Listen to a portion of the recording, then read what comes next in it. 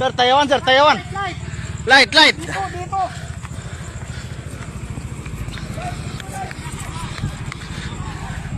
Light, light. Kabanawag dyan, natabang kagina to. 5 mga pulis ang nasawi at 3 naman ang nakaligtas matapos ambusin ang isang police patrol car sa Sharif Agwak, Maguindanao del Sur. Ayon kay Police Captain Tamayo, Chief of Police ng nasabing bayan, nagpapatrolya raw ang mga miyembro ng mga kapulisan ng ambusin ng di pa nakikilalang mga sospek.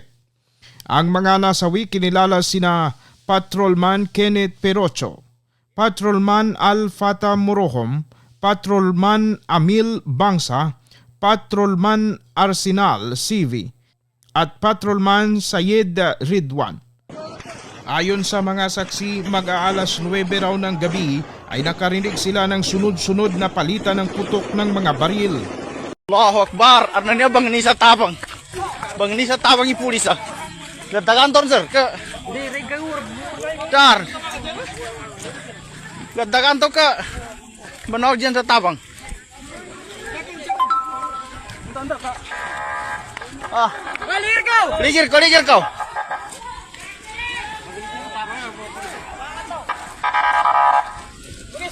Sir, banawag dyan sa tabang. Pag-racker.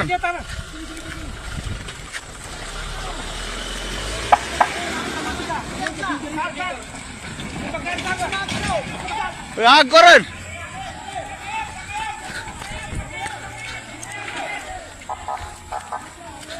Bangin siya sa tabang, Allahu Akbar. Pangan to. Dari punay pa sinapangan. Talos ko rin. Sir, talos ko. Ay, usan to? Ha? Naanda segera. Para tuya ko. Sir, asan niyo na? Saka mani. Kaya ka naman.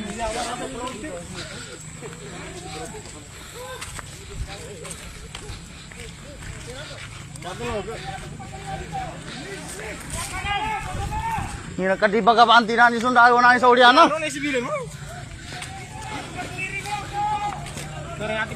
Dak. Ke nakdi.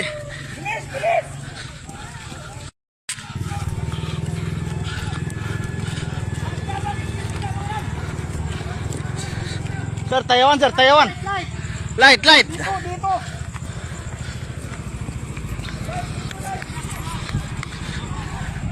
Light, light. Kabanawag dyan, natabang kagina to.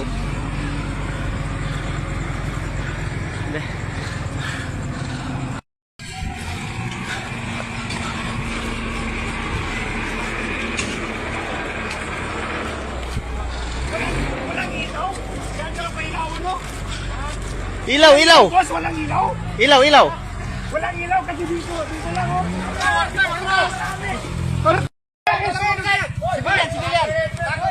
Dakor ba kamon sibilyan karena military? Allahu Akbar, namun diyan.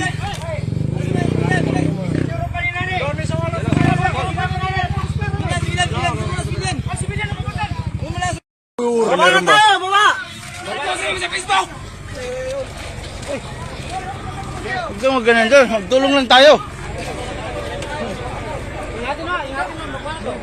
Sir, sir.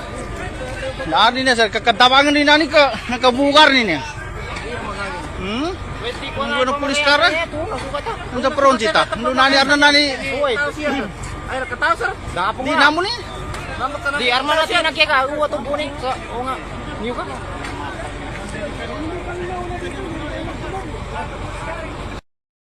Tani persian sa katobi na sama nga sadil nga tabril iman kapre nga bubusi utakin daw makasuli pulis niya ka pinamulon sana mo daw masyan tuma nama siya namba di ko ba may persian di ka pag di ka remporsan ito ka klaro ge brief reinforce sigo ge brief Nyawe mga civilian. Saan niyo ka? Yaman tayo yun, Shay.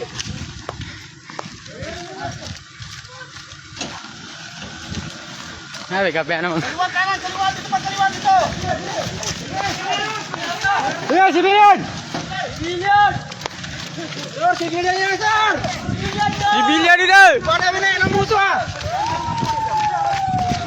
Enlighten daw kami kung paano po nangyari yung pananambang po kagabi. Kagabi no, nakatanggap yung ating naalarma lahat dito sa amin kasi nagradyo dahil nakarinig ng malakas na putok no, bandang 9 no, ng ating gabi. Mm. At nung na-found out nga, itong mga tropa nga natin ng Provincial Mobile Force Company ay tinambangan nga. Kasi itong mga tropa natin is galing doon sa pagpapatrolya para bigyan ng papayapang at mathimbing na tulog itong mga mamaya sa Sharip Agwak. Ito happen nung paakyat na sila ulit, pabalik sa kanilang base. Ayun nga, tinambangan nga ng mga suspect at nagresulta nga ito no, na pagkasawi nung 5 natin na agad on the spot na mga kasamahan. Samantalang yung 3 naman ay patuloy na ginagamot sa paggamutan. After po noon sir, yung pananambang nagkaroon pa ba ng exchange of fire, palitan ng putok doon sa mga suspect? Yes po, kasi naka-retaliate pa yung mga kasamahan natin. Naka-return fire pa sila accordingly doon sa mga bumera sa kanila. Kaya hindi lahat sila na-pin down. Kaya tapos naka-responde naman yung mga ibang mga tropa at saka AAP. Kaya nagkaroon pa ng pursuit operation. And then sir, maaari na bang may mga pangalan na ba kayo sir dito po sa mga nasawi at yung mga survivor po na ating mga kapulisan po? Bali yung ating yung mga nasawi natin, yung si PSSG Ahmad, tapos si PCPL Red 1, si PCPL Perocho, si Patrolman Marohom at saka si Patrolman CB. Samantalang yung tropa natin na patuloy namang ginagamot, si Sir Captain Gregory, si PSMS Lauban at si PSSG Adam. Pakiulit daw sir, ito pong mga nasawi po at ito pong mga nakuan po, yung mga survivor po. Yung nasawi is si PSSG Amil Bangsa, si PCPL Sahid, si Patrolman Perocho, Patrolman Marohom, Patrolman CB. Yun yung mga on the spot na binawian ng buhay. Apo. After po noon sir, ano po ang nag-conduct po kayo ng hot pursuit operation? Kumusta po ang naging resulta po? May mga person of interest na ba po ang ating kapulisan? Yes. May tinitingnan ng mga person of interest yung ginagawang investigasyon. At yung kahapon naman, tuloy-tuloy naman yung conduct ng pursuit operation. Hanggang ngayon, nagkakandak pa rin ng pursuit operation yung mga tropa kasi patuloy yung nakukuha mga information ng ating mga intelligence officer. Paki-picture out daw sir kung saan particular po sa lugar na yun. Kung di ako nagkakamali, ilang taon na siguro nakalipas. Meron din pong pananambang naganap po dyan na kasapi rin po ng PNP. Bali kung galing tayo doon sa National Highway, aakyat tayo doon sa PPO, siguro in between ng highway at saka ng PPO, doon siya sa may kung nakakapunta kayo ng PPO, doon sa may paglampas doon sa may rough road na area. So paahon sila, doon sila tinambangan. Tinake advantage yung pag-slow down ng tropa doon. Medyo may kalapitan ito sa ating mga, may detachment siya ata dyan na AFP ata. Kung di ako nagkakamali sir, medyo may kalapitan. Meron tayo doon na detachment doon sa may sa may area din na yun na paahon. Yes, tama. Sa ngayon sir, iyo pong mga nalabi po ng nasawi na sana po ngayon sir.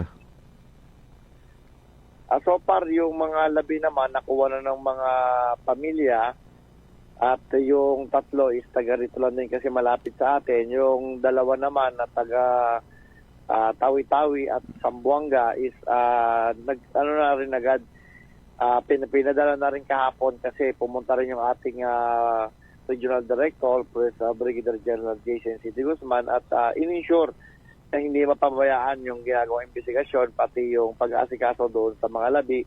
Sa katunayan, nagbigay na agad ng cash assistance yung ating regional director para may biyahe agad yung especially yung ating mga nasa malayo sa Tawi-Tawi at Zamboanga kagabi rin ang ating ding provincial director Police Colonel Sultan Salman Sapal ay ating gabi no hanggang inabot na nga kami ng madaling araw para lang matugunan ng sasakyan no mapadala agad yung ating mga labi especially yung dalawang malayo.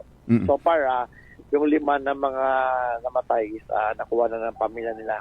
While siguro yung 2 na malayo baka on travel pa hanggang ngayon. Sa ngayon sir, ano po ang ginagawang inisyatiba po ng ating mga kapulisan sapagkat nagulantang po ang buong sambayanan sa nangyaring ito sapagkat alam po natin ang ating mga kapulisan, mediator po, sila po yung nangunguna sa pagme-maintain ng peace and order sa kabila ng ang daming pagsubok po dyan sa Maguindanao del Sur, sir. Yun ang nakakalungkot nga na balita, Kuya Reb, dahil nga despite na ginagawa lang ng ating kapulisan yung kanilang tungkulin para mabigyan na mapayapa at mahimbing na tulog ang ating mga mamamayan at meron pa rin talaga na mga ibang mga tao na mas pinipili na gumawa ng karahasan. At ngayon naman patuloy nga sabi ko nga kanina yung ginagawang pursuit operation pa rin at pagkandak ng intelligence information and investigation. At mamaya nga tutunguhin pa rin natin yung area kung saan na-ambush yung tropa kasi inabot na ng gabi para doon sa iba pang procedure.